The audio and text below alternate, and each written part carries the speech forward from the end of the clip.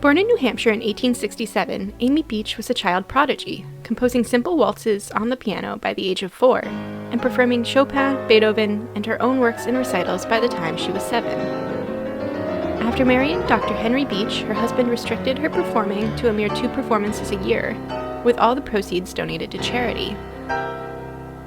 As a result, she focused her efforts on composition, even if she always maintained that, quote, "I am a pianist first and foremost," end quote.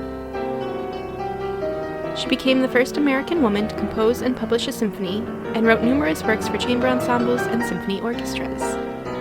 She was mostly a self-taught composer, with her only formal lessons happening at age 14.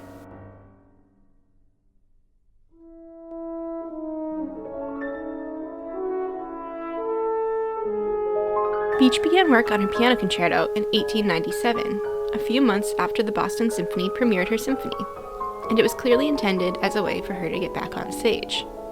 Beach was the pianist for the premiere of the work with Boston Symphony and conductor Wilhelm Gericke on April 7, 1900, and she also premiered the piece in Leipzig, Hamburg, and Berlin. When the 2-piano score appeared in print in 1900, it contained a dedication to Venezuelan pianist Teresa Carreño, described by Sir Henry Wood as, quote, "this great woman who looked like a queen among pianists and played like a goddess," end quote. Carreño was thrilled with this dedication, writing a letter thanking Beach, and even trying to arrange a performance of the piece with the Berlin Philharmonic in 1901. Those plans, however, fell through, and Carreño would never play the work.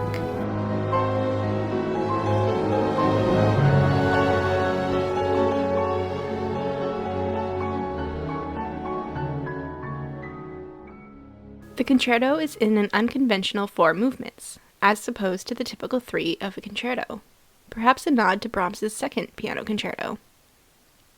Beach also considered the work to be, quote, "a veritable autobiography." But what is it about the piece that depicts her life? For one, perhaps the idea of a soloist struggling against the orchestra reflects how she constantly had to fight for her right to perform, first against the constraints of her mother, who did not want her to have a performing career, and then against her husband. Clara Cheney, Amy Beach's mother, not only restricted her performances, but would also refuse to play music or let Amy play herself at home to teach her to obey her parents and, eventually, her husband. In this passage from the first movement, listen to how the soloist and orchestra are pitted against each other, fighting to gain prominence.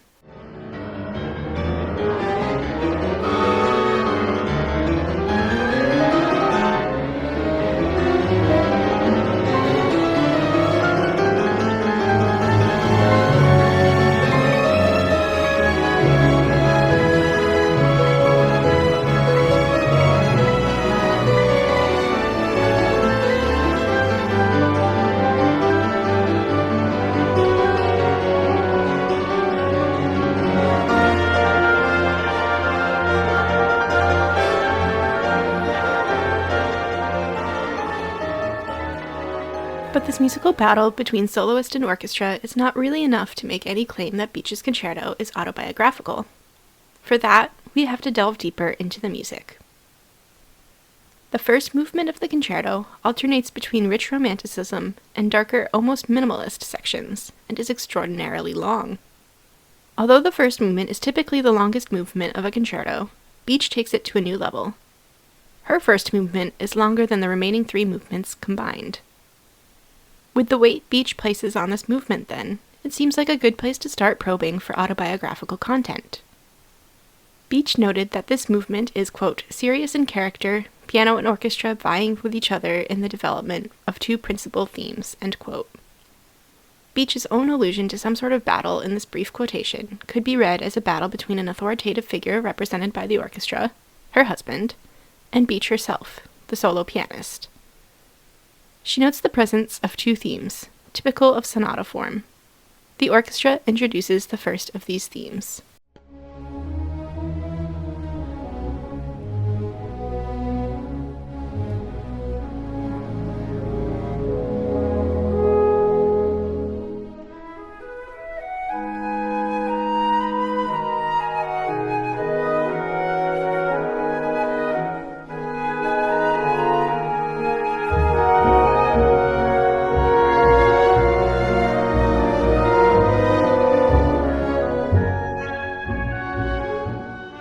It is not until over a minute in that the piano enters, playing the same theme after a brief virtuosic passage.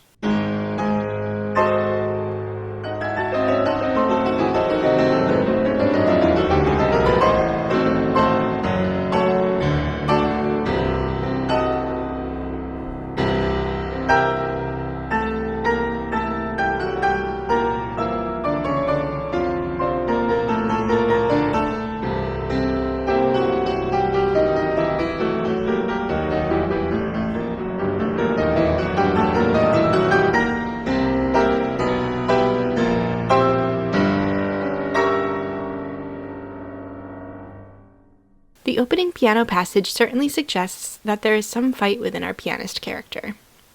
The forceful chords, played without accompaniment from the orchestra, demand attention, and the tempestuous nature of the music here suggests that our pianist is certainly upset about something. But the music immediately begins to calm again after this assertive statement, preparing us for the second theme, this one introduced by the piano.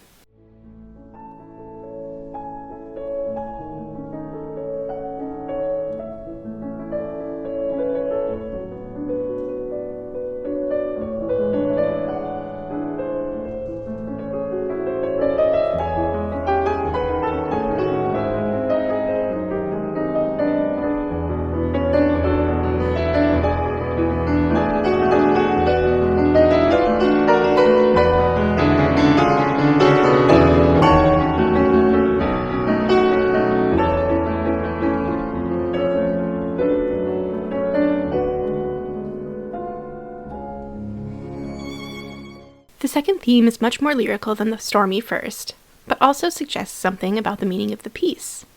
This is actually because it is based on a song that Beach had written about a decade prior, around the time of her marriage.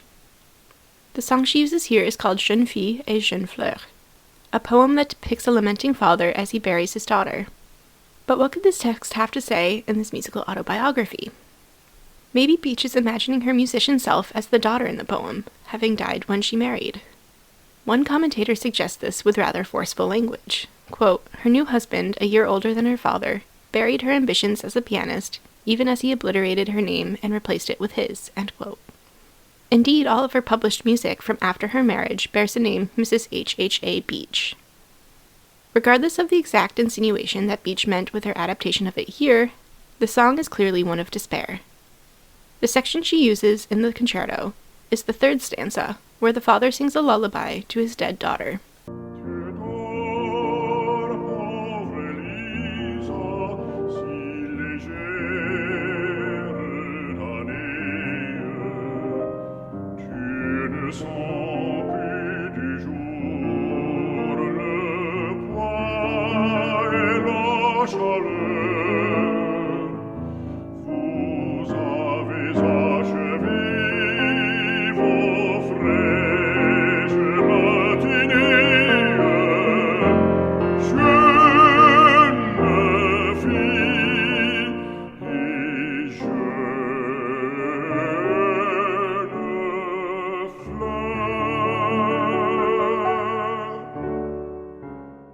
The peaceful mood is soon broken by the entrance of the first theme at the beginning of the development.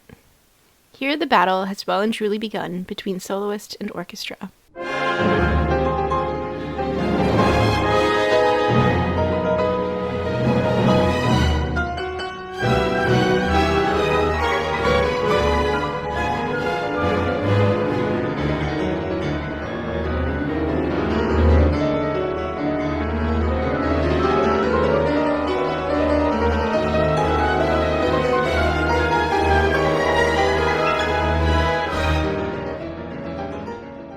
Beach continues developing both of her themes, juxtaposing them in quick succession. Towards the end of the movement, the pianist plays an extended cadenza, starting off rather lyrical before building up the intensity. Here's just the beginning of that cadenza.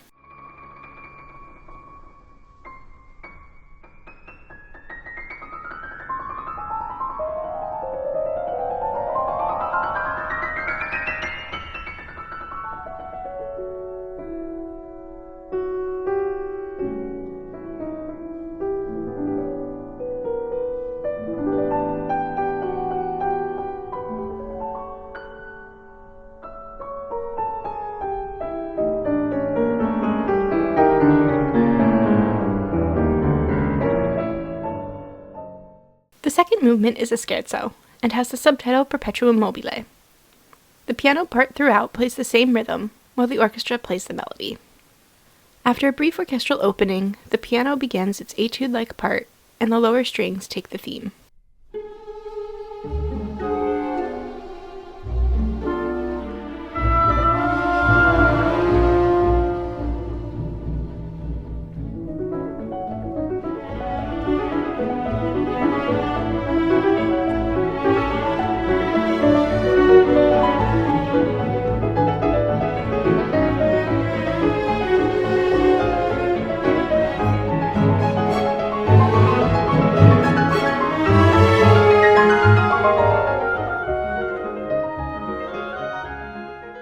The singing melody in the strings is a quotation of her song Empress of Night, written in 1891.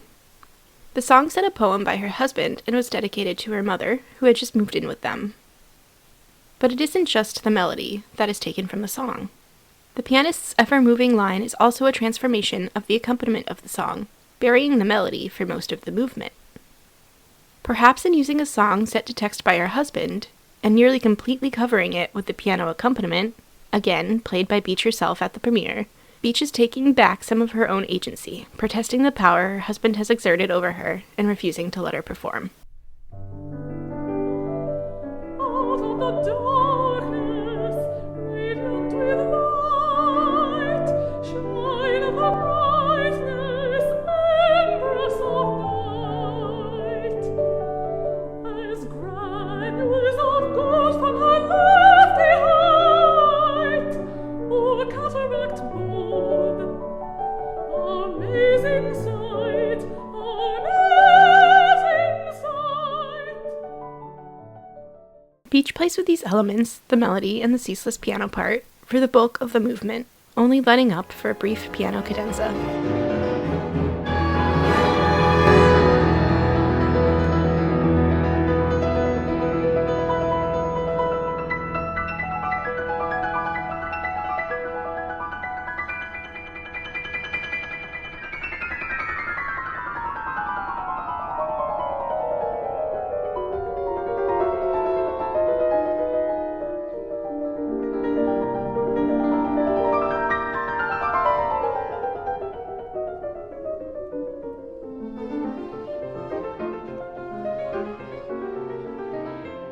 The movement ends with light-hearted piano scales, pizzicato strings, and a triangle.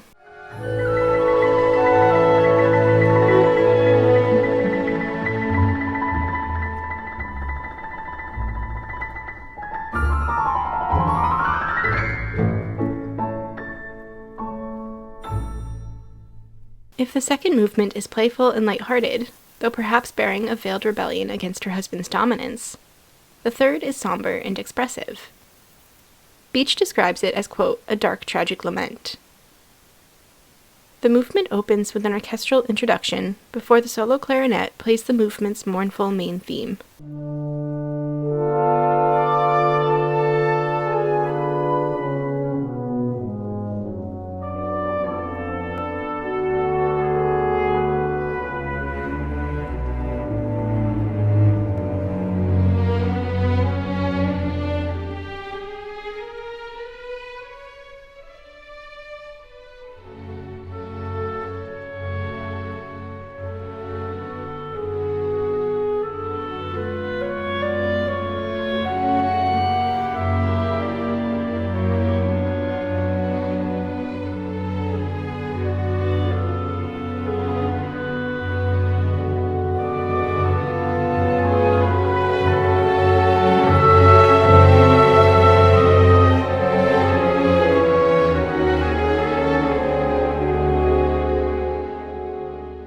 The clarinet melody is taken from another of Beach's songs, set to a poem written by her husband.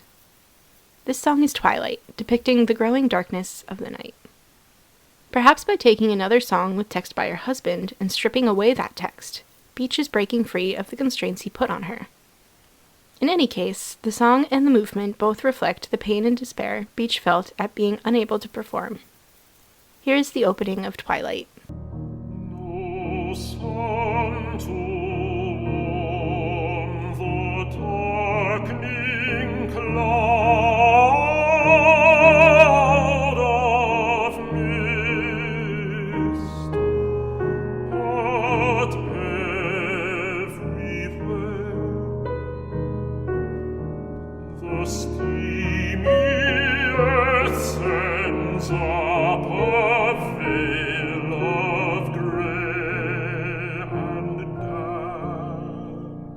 Nigel Simeon notes that, quote, freed of Dr. Beach's rather stiff words, the music develops with a tragic intensity, end quote.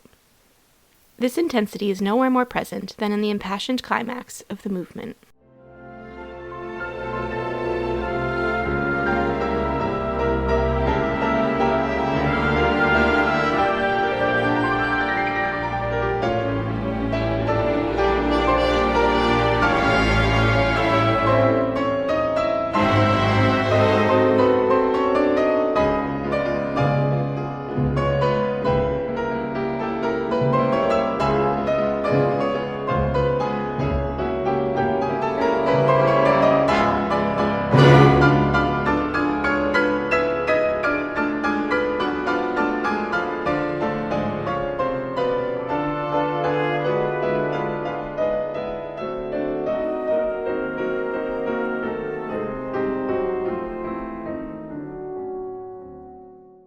The third movement flows directly into the last exuberant movement, opened by the solo piano without orchestral accompaniment at first.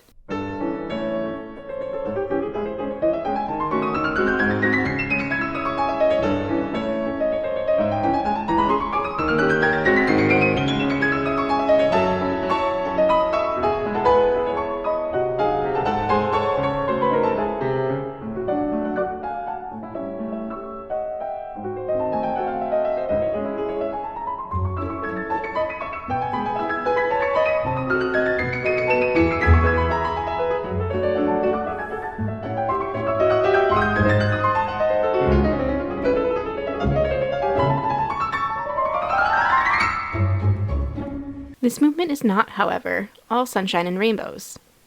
Take this lyrical section just before the final section in D-flat major, where Beach dips into minor.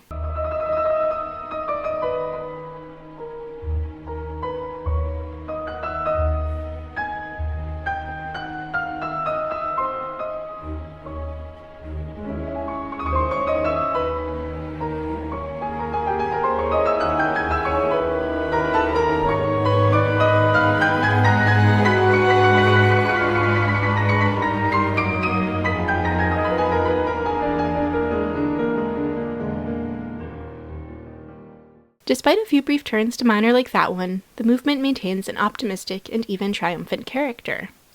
Our pianist hero has emerged victorious.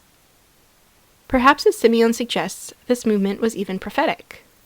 Beach's husband and mother both died in 1910 and 1911 respectively, setting her free to return to performing. Despite continuing to compose, she focused the bulk of her energy on performance until she retired in 1940 at the age of 73.